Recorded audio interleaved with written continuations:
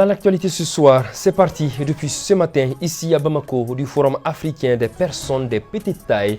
Regroupant 11 pays du continent, cette tribune permet à cette couche de partager et de mesurer les difficultés et les aspirations de ses membres. Le secteur de la géologie et des mines expliqué à la presse. Les professionnels des sciences de la Terre souhaitent que la population comprenne l'enjeu qui entoure ce secteur. On en parle dans quelques instants. Les Aigles du Mali peuvent valider dès demain leur ticket qualificatif pour la CAN Maroc 2025. Une victoire contre la Guinée-Bissau propulsera l'équipe malienne à la prochaine CAN à 2 journées du terme des éliminatoires. Voilà donc pour les titres de cette édition de ce lundi soir. Merci de nous recevoir chez vous. Bonsoir et bienvenue à tous. L'Association des personnes de petite taille tient depuis ce 14 et c'est là jusqu'au 16 octobre prochain sa deuxième édition du Forum africain à elle dédiée ici au Mali. Cette tribune permet à cette couche de partager et de mesurer les difficultés et les aspirations de tout un chacun afin de trouver des solutions appropriées en mesure d'orienter les actions des pouvoirs publics, politiques, des sociétés civiles et des partenaires techniques et financiers. Ce forum regroupe 11 pays d'Afrique. Mariam Sissoko pour le reportage. À Bamako se tient le Forum des personnes de petite taille, une occasion de partager des expériences, de renforcer les acquis et harmoniser les approches, tout cela dans un cadre de solidarité. Ce forum qui est à sa deuxième édition tourne autour du thème « Contribuer à l'amélioration des conditions sociales des personnes vivant avec un handicap, cas des personnes de petite taille ». Après l'ouverture, nous allons faire 2 jours de débat et 2 jours d'échange d'expériences, parler sur l'exclusion sociale en Afrique.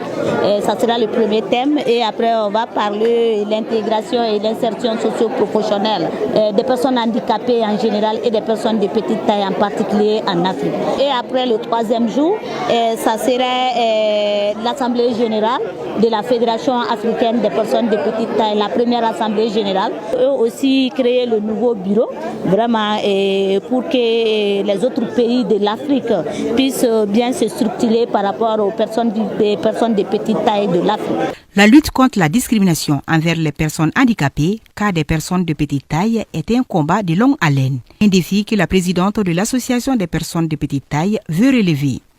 Et si je prends l'exemple même sur moi, j'ai eu beaucoup de difficultés pendant mes études primaires et secondaires. C'est en ce moment même que je pensais que je peux lutter contre l'exclusion sur toutes ses formes. C'est ce qui m'a mis l'idée de créer l'Association malienne des personnes de petite taille. Je peux dire aujourd'hui que la discrimination, ça a beaucoup changé. Les gens regardaient les personnes de petite taille sous d'autres formes. On dirait que ce n'est pas une personne comme les autres, alors que nous sommes tous un être humain et nous avons nos droits et nos devoirs à faire pour notre pays et pour la promotion même des personnes vivant avec handicap, mais particulièrement des personnes de petite taille. Et nous avons notre mot à dire pour la construction de notre patrie qui est le Mali. Pour cette édition, Bamako accueille 11 pays d'Afrique. Déjà, c'est une fierté d'être sur la terre malienne et aussi de représenter notre pays qui est le Sénégal. Je suis au Mali aujourd'hui pour sensibiliser sur le droit des personnes handicapées. Sincèrement, la personne handicapée est beaucoup rejetée dans la société, raison pour laquelle on est là pour sensibiliser à travers les forums, les campagnes de sensibilisation pour pouvoir avoir une place dans la société, car nous méritons aussi une place. Je suis très fière d'être au Mali déjà parce que le Mali a été le premier pays plutôt à se battre pour les personnes de petite taille en Afrique. Donc, vu le combat mené par Madame la présidente de l'association du Mali, je suis très fière d'être parmi eux. Ce forum qui a lancé ses activités ce lundi à Bamako prendra fin le 18 octobre prochain. Sketch de sensibilisation, chant, slam, entre autres, ont été les temps forts de cette cérémonie. En ce mois d'octobre, mois de solidarité et de la lutte contre l'exclusion, l'Association des jeunes laborataires du Mali, en partenariat avec la coalition Espoir Jeunesse Commune 6, a tenu ce week-end une journée de sensibilisation et de dépistage gratuit. De nombreux habitants de la commune ont participé à cette activité déroulée au CESCOM de Mayambougou. Awa Sidibé et Abdul Salam Ouedraogo étaient sur place pour ORTM2. L'Association des jeunes laborantins du Mali AJLM et la coalition Espoir Jeunesse Commune 6 se sont réunis pour organiser une journée de sensibilisation et de dépistage gratuit. Cette initiative s'inscrit dans le cadre du mois d'octobre consacré à la solidarité et à l'inclusion sociale. Plusieurs maladies telles que le VIH et l'hépatite sont incluses dans le programme de dépistage. Nous sommes des biologistes, nous travaillons dans le laboratoire. C'est nous qui confirmons les maladies.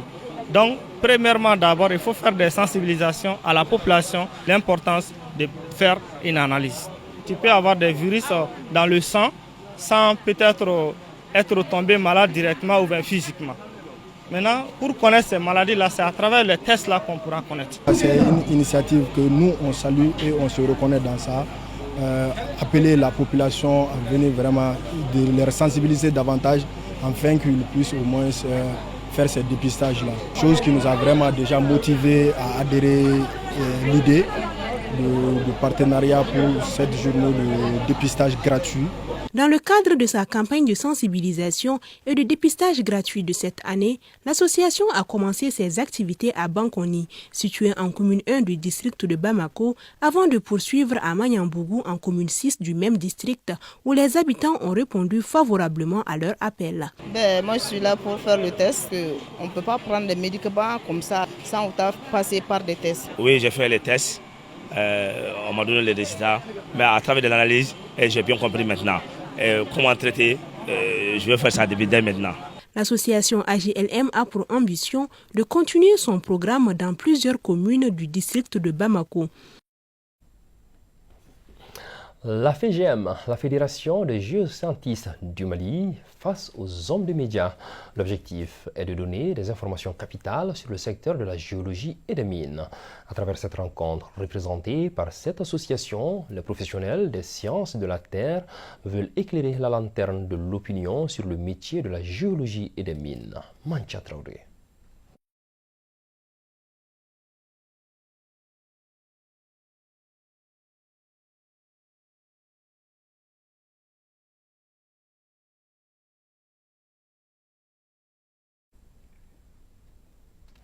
Voilà, le temps de revenir sur le reportage de Manchal Traoré. Juste un petit souci technique, je l'annonçais tantôt. La FEGEM était face à la presse ce matin pour parler de son secteur. Suivons ce reportage avec la permission bien entendu de la réalisation. Le secteur minier est l'un des piliers de l'économie du Mali. Compte tenu de cette place incontournable, les associations des géologues du Mali se sont rassemblées autour d'une fédération dénommée Fédération des géoscientistes du Mali, FEGEM. Avec plus de 2000 membres actifs, la FEGEM compte s'ouvrir à l'international pour élargir ses activités. Nous travaillons une des associations travaille depuis 10 ans avec la Russie et dans le cadre d'un consortium qui va contribuer à élever le niveau de formation de nos spécialistes. Nous avons 7 associations qui regroupent des professionnels des sciences de la Terre, des géologues, des géophysiciens, etc. et qui ont tous participé au développement du secteur minier au Mali. Chaque association a des buts et des objectifs. Donc on les a mis ensemble pour pouvoir progresser. On a un programme annuel et parmi ces programmes annuels-là, on va obligatoirement collaborer avec les associations sœurs des autres pays, de l'Afrique, aussi bien que du monde entier. Déjà, on a déjà ciblé les Canadiens, les Australiens, les Sud-Africains, les Anglais et les Européens. Il existe de nombreuses activités différentes que les géoscientistes entreprennent et de types de travaux qu'ils effectuent. Pour le vice-président de Géoprime, une des associations membres de la fédération, il a fallu réunir les efforts car seule l'union est essentielle. Nous étant l'une des plus vieilles associations et ayant parmi nos rangs des aînés qui ont travaillé toute leur vie dans le secteur géologique et minier, nous avons décidé de nous approcher des plus jeunes associations. L'union fait la force. L'objectif principal, c'est de partager notre expérience avec les jeunes, les aider à se retrouver dans ce secteur, que ce soit en termes de formation, que ce soit en termes d'emploi. Ça, ce sont les ambitions que nous avons. La FEGEM existe depuis le 30 septembre 2023. Cette conférence met donc en lumière les associations qui travaillent ensemble pour mieux connaître le secteur minier au Mali. Le Forum panafricain de la jeunesse sur le Sahel face à la presse pour donner le temps du démarrage de ses activités. Ce forum, qui a sa deuxième édition, consiste à créer de bonnes relations entre les jeunes au niveau national et international. Il est un espace permettant aux jeunes de traiter les défis qui favorisent la prise de conscience des décisions et de responsabilités concernant la résolution pacifique des problèmes qui freinent le progrès du continent. Suivant cet entretien de Sékou Keïta, porte-parole du Forum panafricain, au micro de Mariam Sissoko.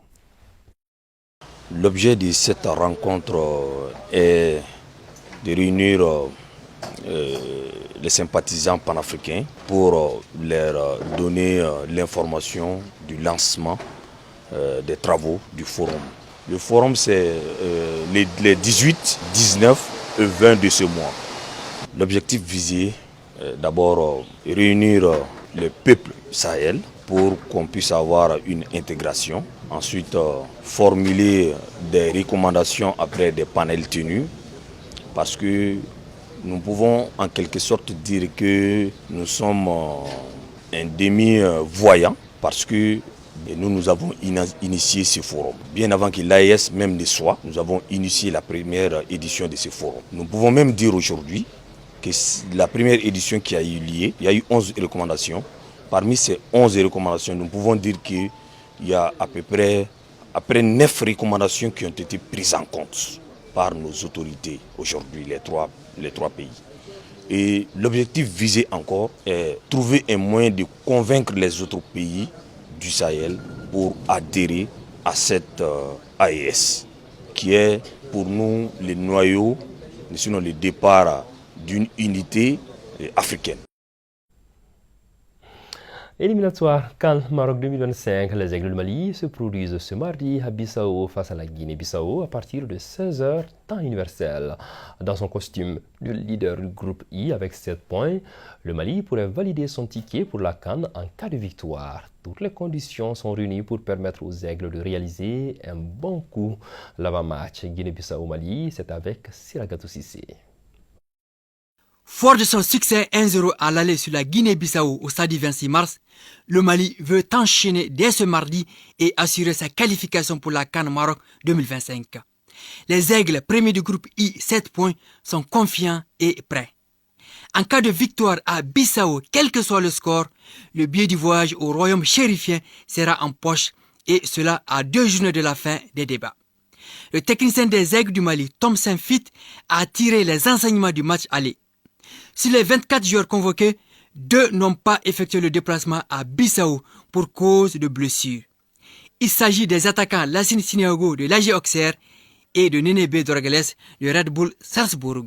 L'ambiance dans le nid et le goût de la victoire sur la pelouse ont donné des ailes aux Aigles du Mali. Aux partenaires du capitaine Yves Bissouma de rehausser leur niveau de jeu, prendre leurs responsabilités et se faire plaisir. Voilà, bonne chance donc aux Aigles qui jouent demain à partir de 16h à Bissau. Voilà, c'est ainsi que s'achève cette édition que j'ai eu le bonheur de vous présenter. Tout de suite, juste après moi, l'édition en Bamana. Très bonne soirée à tous et que la paix soit sur vous.